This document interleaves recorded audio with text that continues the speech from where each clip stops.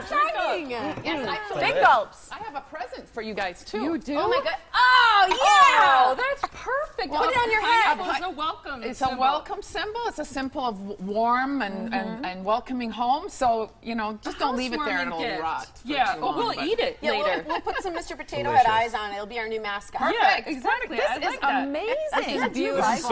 Yeah, You thank guys you. did You This is feel amazing. comfortable? You guys have all been on the show many times Yep. before. What do you think of it? I love it. It feels like I could just move right in. It's like some kind of Swedish modern apartment with all this wood. It's great. I know a my little bit of kids. metropolis, kind of Yeah, nice it's big kind of city like feel. it's kind of upscale. When my kids were here yesterday, we came in on the weekend because I wanted to show it to them, and they were all like, "Oh, it's like you're like high class now." It's real leather. All you need is a new set. That's right. That's all it All right, takes. you know our favorites.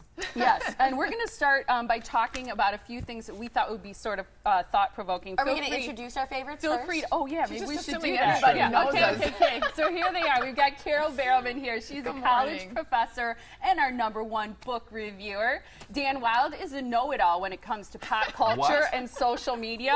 What? That's what we're calling him. Joy Bach is a singer, adventure seeker, and mom. You never know what she will try next. 'Cause always she's always on an new. adventure.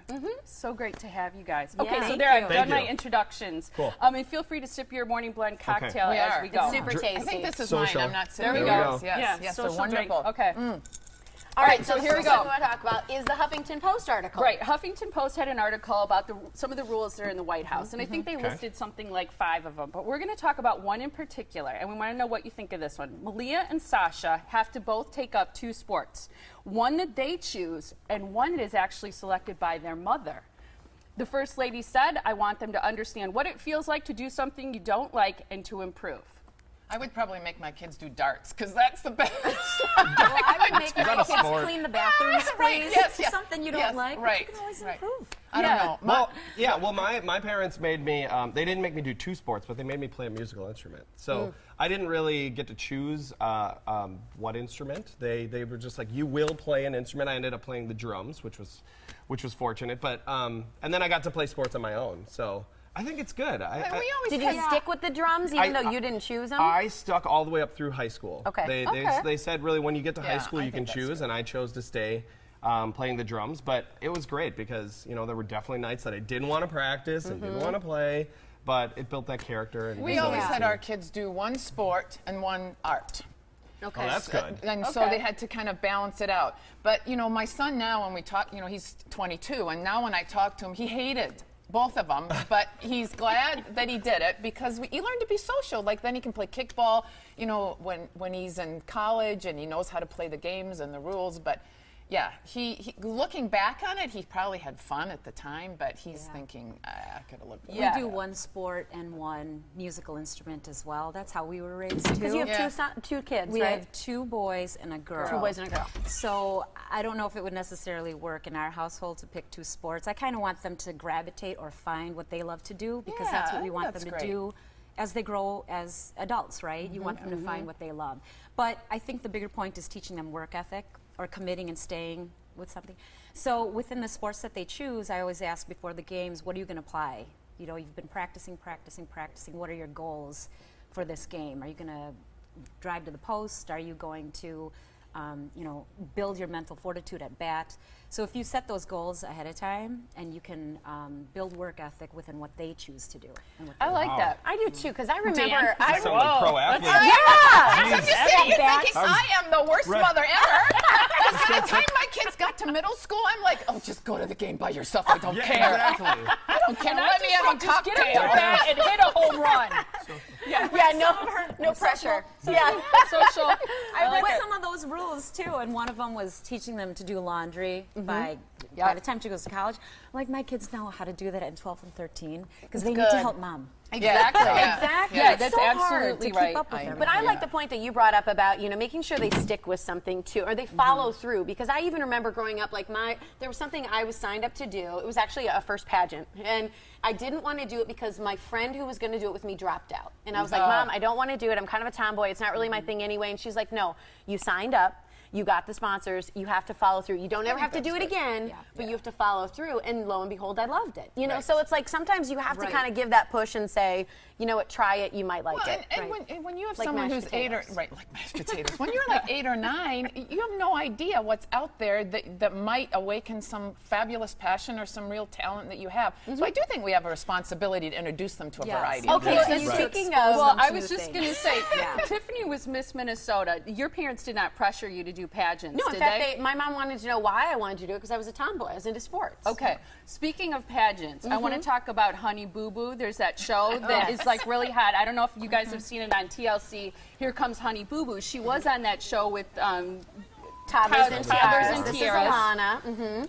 And she's 7 years old. The family lives in Georgia, and they, you know, like do mud belly flops and things like that. They're proud to say that they're rednecks, and including coming up with terms like redneckignize. You have to redneckignize somebody.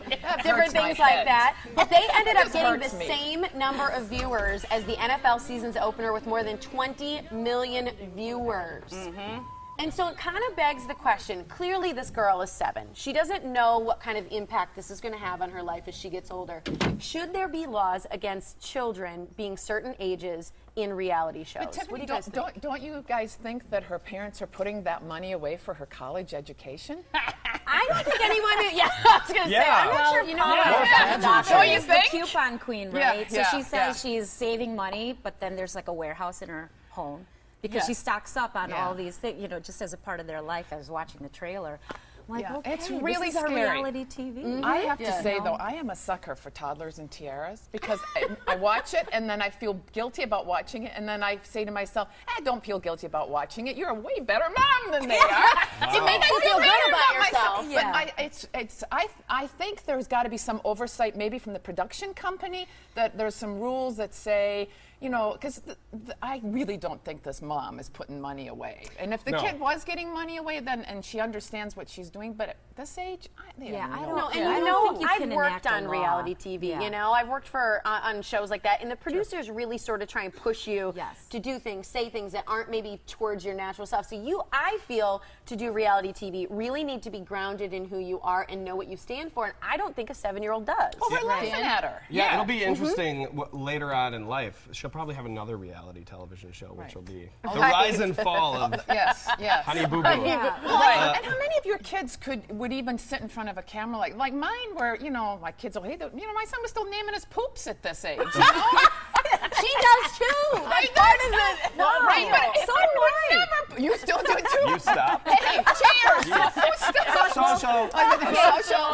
But, you know, the question is, should there be some kind of law to protect these kids to be a part of it?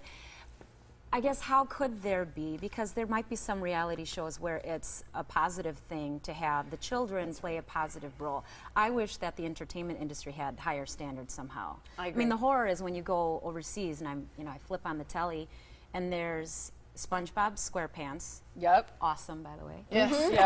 Hilarious. Yeah. And then Jerry Springer.